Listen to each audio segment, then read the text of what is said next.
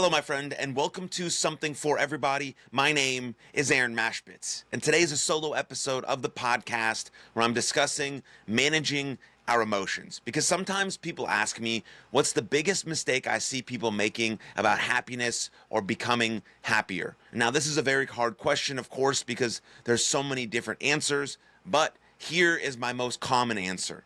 They don't know how to manage their emotions. Me, you, everyone, we have a hard time managing our emotions. And of course, becoming better at managing our emotions comes with practice, comes with repetition, comes with knowledge, comes with awareness, comes with acceptance, all things that we are going to discuss in this episode. But first, here is what the science says about managing our emotions. Your emotions can seem out of your control at the best of times, and even more so during a crisis. This is due to your biology. Negative emotions, such as anger and fear, activate the amygdala, which increases vigilance towards threats and improves your ability to detect and avoid danger. Of course, this makes really good evolutionary sense, but in the modern world, stress and anxiety are usually chronic, not episodic. So it's really no surprise then that chronic stress often leads to really maladaptive coping mechanisms in modern life. This includes, the misuse of drugs and alcohol, rumination on the sources of stress, potentially self-harm or self-blaming. These responses not only fail to provide long-term relief, they can also compound your problems through addiction, potentially depression, or even increased anxiety.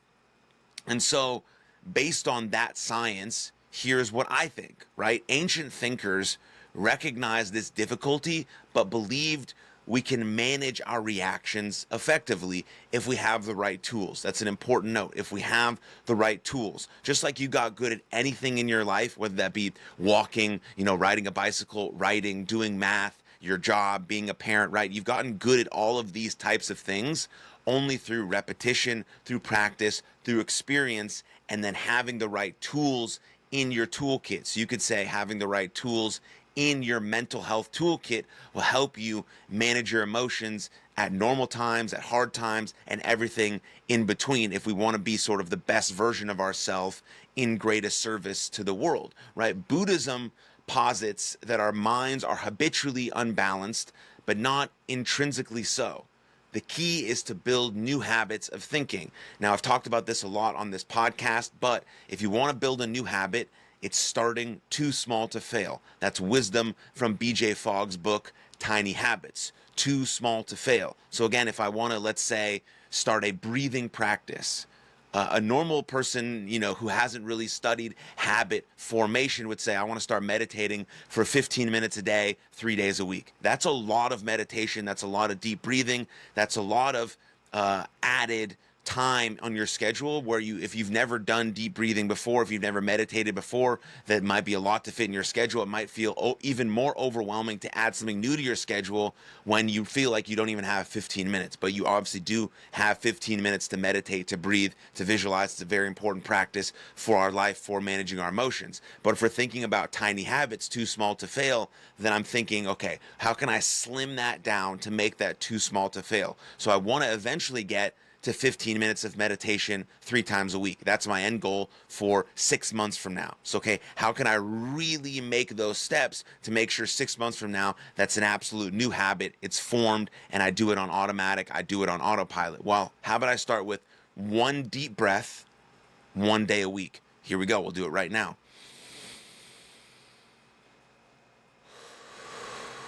In through the nose, deep into the belly, out through the mouth. There's my one deep breath, 1 day this week. And then next week, I do 2 deep breaths, 2 days a week. And then I keep adding and adding and adding and adding and adding slowly, incrementally from there. That's making my habits too small to fail. And it's the same thing when we put the right tools into our toolkit for managing our emotions. We want to build them with this too small to fail attitude. And then we move on to the Stoics. So similarly, the Stoics believe that human reason practiced studiously could override these sort of knee-jerk human emotions. These ideas, especially in Stoicism, have inspired modern schools of psychotherapy, such as rational, emotive, behavioral therapy, and cognitive behavioral therapy, which is more popular than the previous one I mentioned, which aim to create practical strategies for changing our reactions to negative situations in our life and thus becoming happier. One of the mantras that I consistently teach my athletes that I work with is OHMS. Obstacles make me stronger. I think there's about 95% of things in life that we can grow from, we can learn from, and we can get better from. That other 5% is just horrific and horrible, and it just sucks, and we just got to get through it. But the majority of us go through that other 95%. Well, we can learn from that.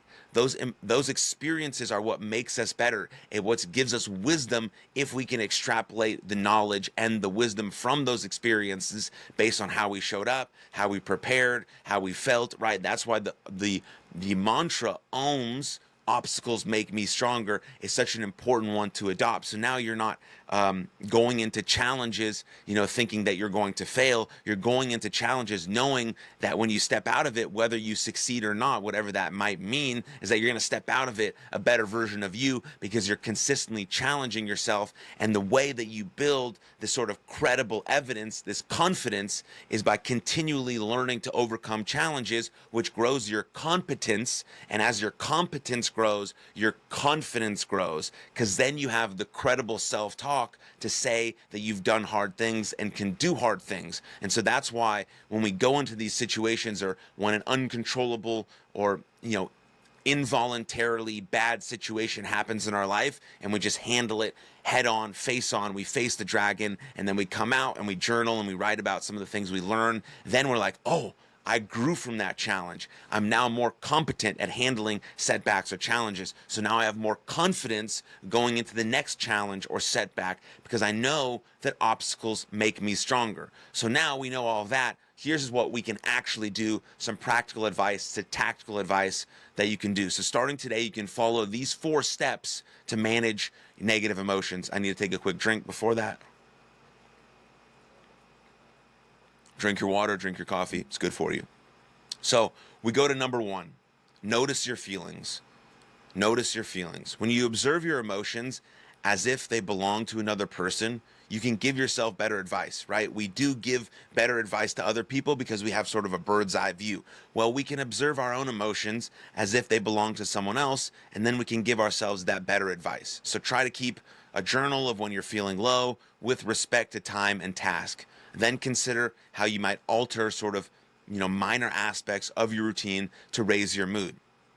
My 3-step approach, basically for everything in life, is awareness, acceptance, and action. This is basically what we're talking about now, but in 4 steps. And so notice your feelings is awareness. We can't change anything unless we first recognize it's there, recognize it needs to be changed. So step number 1, awareness, or step number 1, notice your feelings. And then we move to step number 2, which is accept your feelings. In much of life, negative feelings are a part of a full human experience, right? Erasing them would make life worse. Hear that again.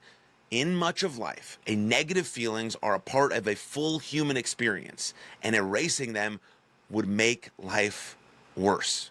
Ample research shows that negative emotions and experiences help us find life's meaning and purpose. We have to accept that. Awareness and acceptance. We have to accept exactly what they are. I'm feeling guilty and shameful and disappointment and anger. Okay, I accept that. Now, what do I do about it? I've noticed it. I've noticed my feelings. Step number 1, awareness. Now I've moved into accepting the fact that it's real, that I've had this sense of relief that this thing happened, or I have this sense of anger that this thing happened, or I feel shame, or I feel guilt, or I feel disappointment that this didn't go the way I want. Okay, now I'm aware of that, and I'm observing it like it's belonging to someone else. So now it's easier for me to accept it. Now I accept it.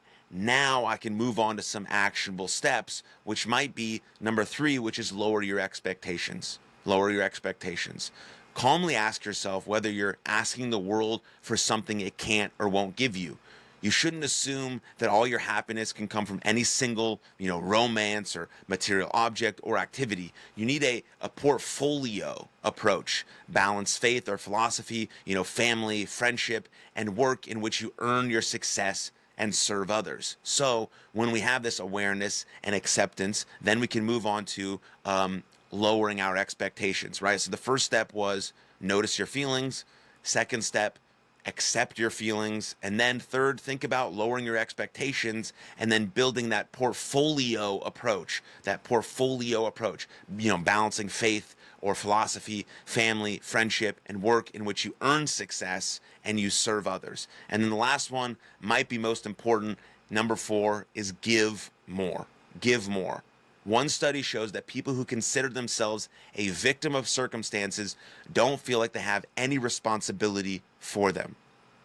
We will not adopt a victim mentality. That does not lead to anything good in life, especially doesn't lead to more fulfillment, meaning, and happiness. So those people are likely to be victimizers themselves, hurting the people who try to help them.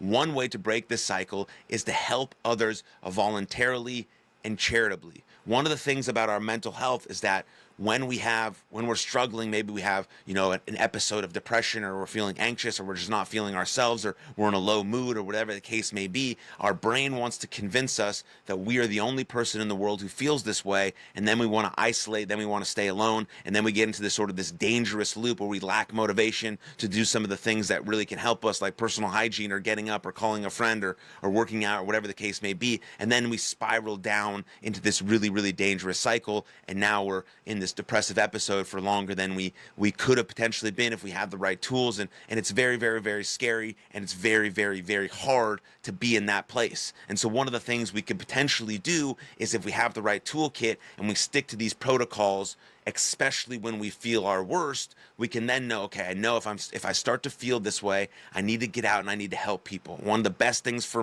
our mental health is volunteering to help people, to give, to do acts of service, to charity, to get out of your head. It gets you out of your head and into real life, and you're giving and you're helping, and that obviously will help our mental health, help our depression, maybe our potential anxiety, whatever the case may be. And so one way to break this cycle is to help others voluntarily and charitably. One of the best ways to help our mental health is to get out and serve people. One of the best ways to be happier in your life is to serve others voluntarily. But again, it sort of turns back into a selfish reason, because I'm doing this to help myself, but in turn I'm helping others.